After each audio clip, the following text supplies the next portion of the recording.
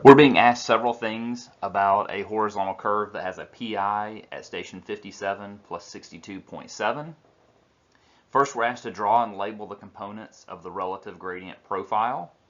And then we want some vertical information for that horizontal curve. So we're asked to determine the elevation at each whole station of the curve, the amount of cover or clearance for any above ground or underground utilities or assets, and the min and max value for any vertical curves. So this is a project in Caldwell County. We're going to look at some information relating those highway design plan information into this work we're doing. This is what the relative gradient profile looks like. This one actually shows both the information for a simple curve, which is this top portion, as well as a spiraled curve. We only will have one of those, so we'll need to delete out the one that we don't have, but that's what we're looking to complete for part one of this.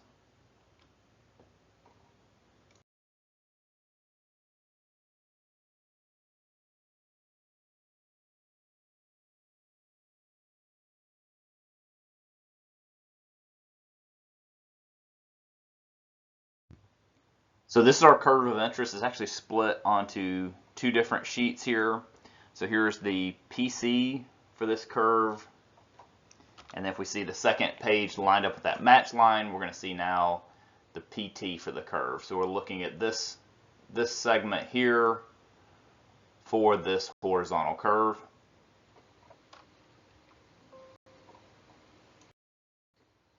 So we're going to look at some of the components that are going to be helpful for us as we're solving this problem. We're zoomed in here now on the PC. So we see the PC at station 53 plus 48.44.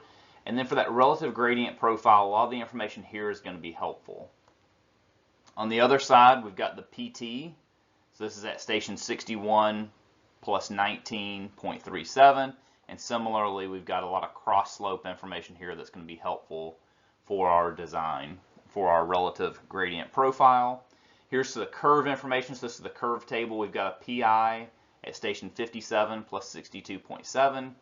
There's a delta of 51 degrees, 57 minutes, 57.9 seconds to the right. So the curve, as you're moving along, turns to the right, and those tangents differ by that angle delta. It's a 6 degree, 44 minute, 26.4 second curve. So that's the degree of curvature, which is equivalent to a radius of 850 feet. It has a length of 770.93 feet. So that's the distance along the curve from the PC to the PT. So if we were to subtract off those stations, we should get a length of 770.93. Has a tangent distance of 414.26 feet. That's the distance along the tangent from the PC to the PI. And also it's the distance from the PI to the PT. It's not the stationing, but those distances geometrically are correct. This curve has a super elevation of 4%. We see that here the maximum super elevation that is reached is 4%.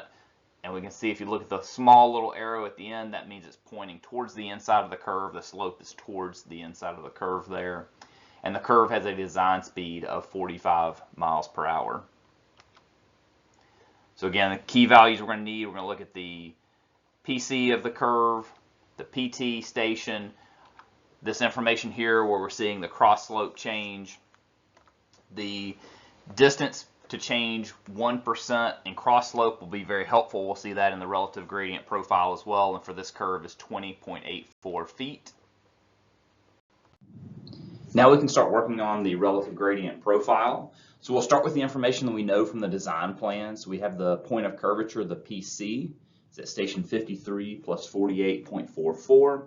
And what we're showing here on this relative gradient profile is a 1/3, 2/3 distribution of the runoff. And this is common in the United States. Sometimes it'll vary, maybe 70-30 or 80-20 or some other value, but in North Carolina, we typically use the 2/3, 1/3 runoff distribution method. So we see that on the PC side, and then also on the PT side, where we're going to see 2/3 of the runoff happening after the PT, similar to 2/3 of the runoff happening before the PC. That PT station from the design plans is 61 plus 19.37. We saw from our design plans, our design super elevation, E design, is 4%. And also a very important value for what we're going to do here, the length to change 1% in cross slope is 20.84 feet.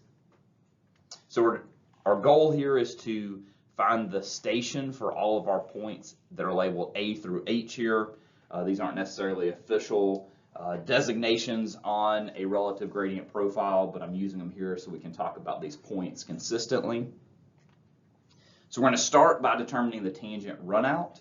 That is just 2 times this value of changing 1%, so 20.84 times 2 gives us a tangent runout of 41.68. And we can see it's the distance from B to C. It's also from F to G. And we also have it from A to B and G to H. So we see this in multiple places on our diagram, and it's the same value, 41.68 feet. We can move on to the super elevation runoff, which is essentially 4 increments because we have a 4% design super elevation, 4 increments of the 20.84.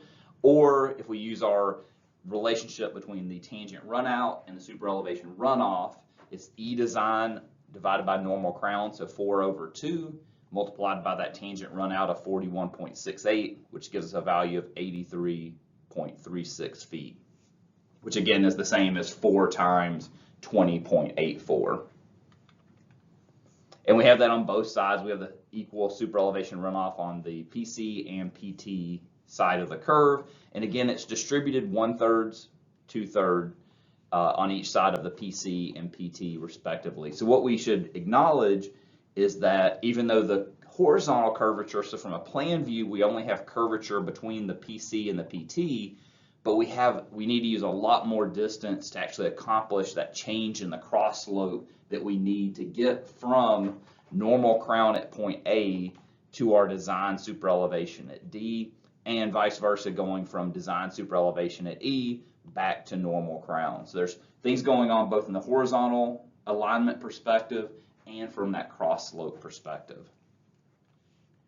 We can find point D. There's not necessarily a specific order that we need to go to here, but starting with point D here, using this 1/3 of the runoff past the PC. So we're going to take that PC station of 53 plus 48.44, add 1/3 of the runoff, so 83.36 times 1/3 gives us a distance of 27.79. So our point D station is 53 plus 76.23. In a similar manner, we can find the station at point E. We're going to start at our PT and subtract off 1/3 of the runoff. So our PT station 61 plus 19.37, subtract off 27.79, that's the 1/3 of the runoff, and that gives us a station at point E of 60 plus 91.58. Now we can move on our PC side of the curve, finding A, B, and C. So the way I'd recommend starting here is start with station B or point B. We're going to subtract off 2/3 of the runoff, so 2/3 of 83.36, subtracting that from the PC station of 53 plus 48.44 gives us a station of 52 plus 92.87. And then we can simply subtract off our tangent runout, 41.68, to get point A. Point A is where we have normal crown.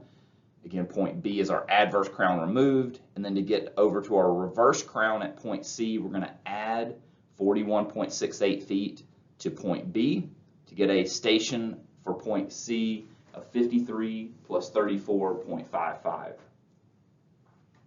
Moving to the PT side of the curve, in a similar way we found point B, we can find point G. So we're going to start with our PT station, 61 plus 19.37. We're going to add 2/3 of the runoff. That'll give us a station of 61 plus 74.94. We can subtract off the tangent runout to find point F. So we're going to subtract 41.68 from point G. It's going to give us a station of 61 plus 33.26. And we can also add the tangent runout to point G to get point H. So 62 plus 16.62 after adding that tangent runout, 41.68, to point G.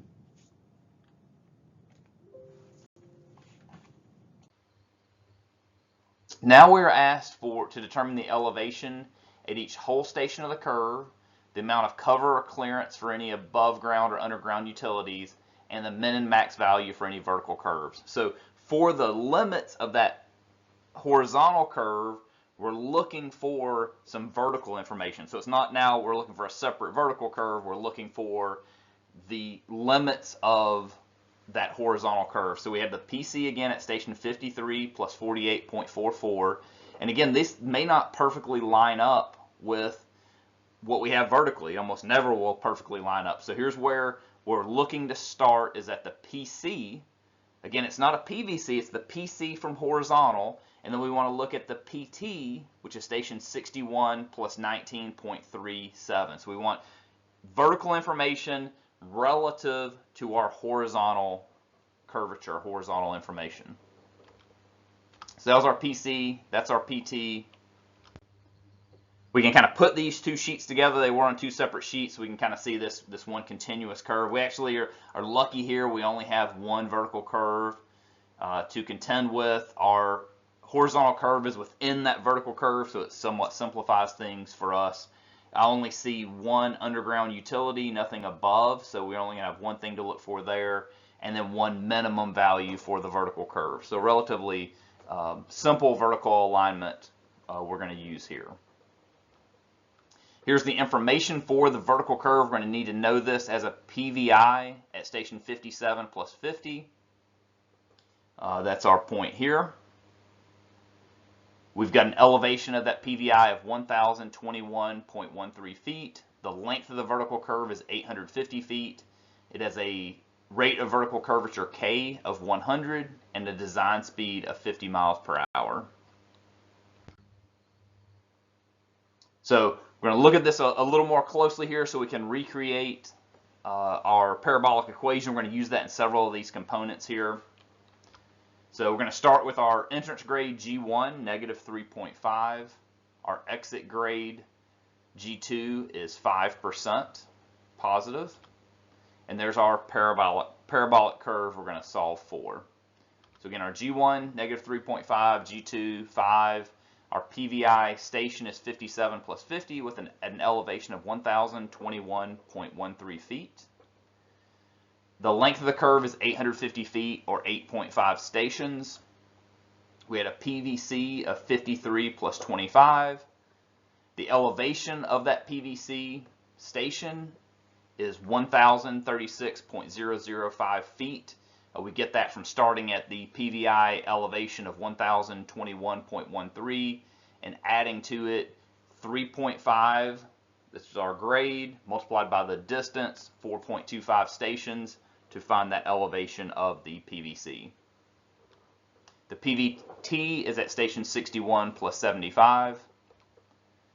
To find where the minimum value occurs, we can use this equation. X, which is the distance from the PVC, is negative G1 times L over G2 minus G1.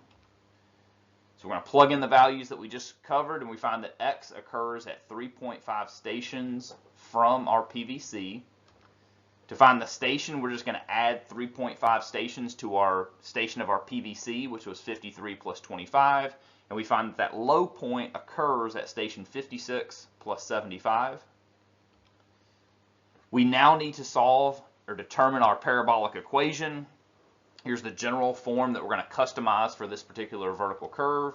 We're going to plug in our known values for each of the components A, B, and C. So we have y equals 5 minus negative 3.5 divided by 2 times 8.5 times x squared minus 3.5 times x plus 1,036.005. So here's our simplified equation. Y equals 0.5 x squared minus 3.5 times x plus 1,036.005. We're going to plug in the x at our point of interest, which is our minimum value, the 3.5 stations. So plugging in 3.5 for x, we find our elevation y at our minimum point is 1,029.88 feet. And it is true, one thing we can look for, the minimum or maximum point on the vertical curve is always going to occur on the side with a flatter grade. So we do expect this minimum point to happen to the left or before the PVI, and it does. The next thing, we were looking for every whole station on our curve. I also added in just a couple of points of reference, one being the PC station, that was station 53 plus 48.44, and then the PT station at 61 plus 19.37. In between, I've listed every whole station, so perhaps what we're looking for here on the horizontal curve, where are those grade points we're trying to meet at every whole station. We need to recall that the x is the distance from the PVC, which had a station of 53 plus 25, and then we're going to solve for the elevation here. So of course we don't go all the way back to the PVC and the PVT, all the way to the PVT, because we're only looking for the limits or the bounds of this horizontal curve.